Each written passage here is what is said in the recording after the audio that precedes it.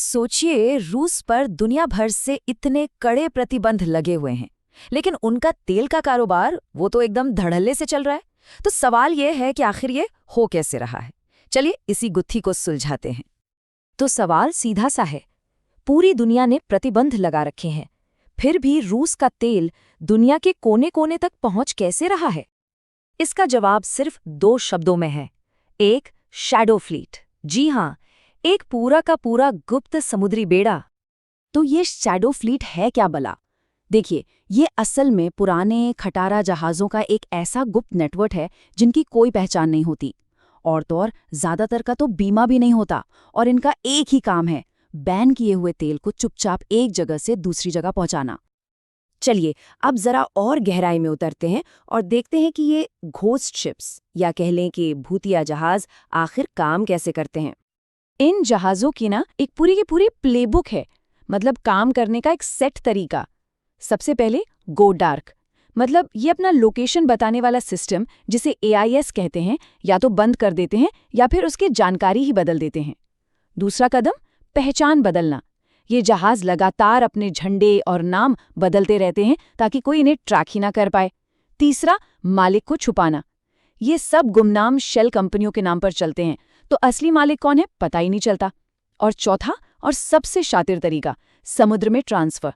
खुले समंदर में जहां कोई देखरेख नहीं होती, ये एक जहाज से दूसरे जहाज में तेल भर देते हैं। और इनकी धोखेबाजी का लेवल तो आप सोच भी नहीं सकते। ये उन जहाज़ों के रजिस्ट्रेशन नंबर इस्तेमाल करते हैं जो सालों पहले कबाड़ बन चुके हैं। एक एक्सपर्ट ने क्या खूब कहा है, ये बिल्कुल वैसा ही है जैसे कोई किसी मरे हुए इंसान की पहचान इस्तेमाल कर रहा हो। ठीक है, तो ये तो हुई एक जहाज की कहानी, लेकिन असल में ये पूरा नेटवर्क, ये पूरा जाल कितना बड़ा है? अनुमान ये है कि इस शैडो फ्लीट में 1300 से भी ज्यादा जहाज हैं। जी, 1300। जरा सोचिए कि ये कितना बड़ा और संगठित ऑपरेशन होगा। और एक बात और, ये जहाज सिर्फ रूस का तेल नहीं ढो रहे। हाँ, इस फ्लीट का लगभग 50% कार्गो रूसी तेल है, लेकिन 20% ईरान से आता है, 10% वेनेजुएला से और बाकी 20% मिला जुला होता है। मतलब साफ है, ये नेटवर्क कई देशों के लिए काम कर रहा है जिन पर प्रतिबंध लगे हैं। तो अब सवाल ये कि ये तेल जा कहाँ रहा है? इसके सबसे बड़े खरीदार हैं चीन और भारत। इनके अलावा तुर्की और UAE जैसे देश भी इस लिस्ट में शामिल हैं। और यहीं पर एक बहुत बड़ा बल्कि बहुत ही खतरनाक जोखिम सामने आता है। इन 5 में से 4 टैंकरों के पास कोई भरोसेमंद बीमा ही नहीं है।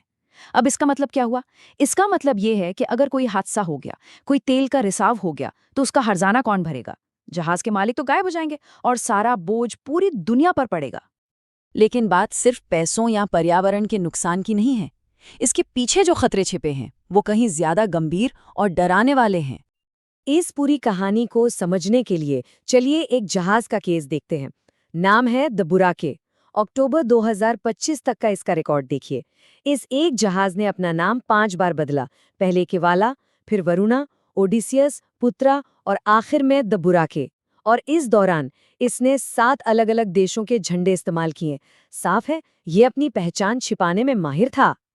द बोराके का मिशन था रूस के एक पोर्ट से भारत तक करीब 7.5 लाख बैरल कच्चा तेल ले जाना।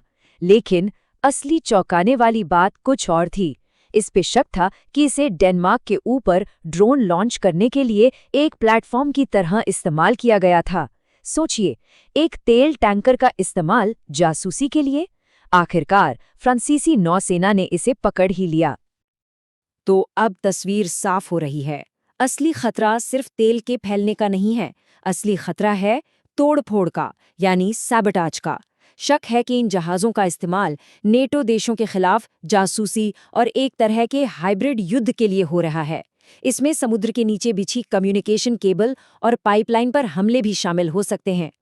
तो सवाल ये उठता है कि अगर ये जहाज़ इतने खतरनाक हैं, तो कोई इन्हें रोकता क्यों नहीं? क्या ये फ्लीट वाकई इतना ताकतवर है कि इसे रोका ही नहीं जा सकता? देखिए, इसे रोकने भी एक बहुत बड़ी कानूनी अड़चन है। समंदर के अपने नियम होते हैं।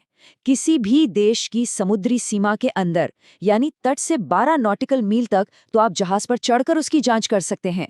लेकिन जैसे ही आप अंतर्राष्ट्रीय जल क्षेत्र में पहुंचते हैं, वहां इनोसेंट पैसेज का सिद्धांत लागू होता है। इसका सीधा सा मतलब है कि अगर कोई जहाज शांति से गुजर रहा है तो उसे रोकना लगभग नामुमकिन है। और जब भी कोई देश कार्रवाई करने की हिम्मत करता है तो मामला बहुत ज्यादा तनावपूर्ण हो जाता है। मिसाल के तौर पर मई 2025 में जब एस्टोनिया ने एक ऐसे ही टैंकर को रोकने की कोशिश की तो रूस ने जवाब में अपना फाइटर जेट भेज दिया। इसी तरह जब नाटो ने बाल्टिक सागर में गश्त बढ़ाई तो रूस ने सीधी सीधी चेतावनी दे डाली कि इसे रूस पर हमला माना जाएगा। तो इतने सारे जोखिम, इतना तनाव, फिर भी ये धंधा क्यों चल रहा है? जवाब एक ही है, पैसा। ये बहुत ही ज्यादा मुनाफे वाला काम है। अंदाजा लगाइए, काला सागर से भारत तक की सिर्फ 1 महीने की यात्रा से जहाज के मालिक को $50 लाख से भी ज्यादा का मुनाफा हो सकता है, सिर्फ एक चक्कर का। जब मुनाफा इतना बड़ा हो तो लोग जोखिम उठाने को तैयार हो ही जाते हैं। और ये सब हमें एक बहुत ही जरूरी सवाल पर लाकर खड़ा कर देता है। मुनाफा तो इन जहाज़ों के गुमनाम मालिक अपनी जेब में रख लेते हैं, लेकिन इसका जो भारी भरकम जोखिम है वो किसके सिर आता है? ये एक ऐसा सवाल है जिसका जवाब हम सबको सोचना होगा।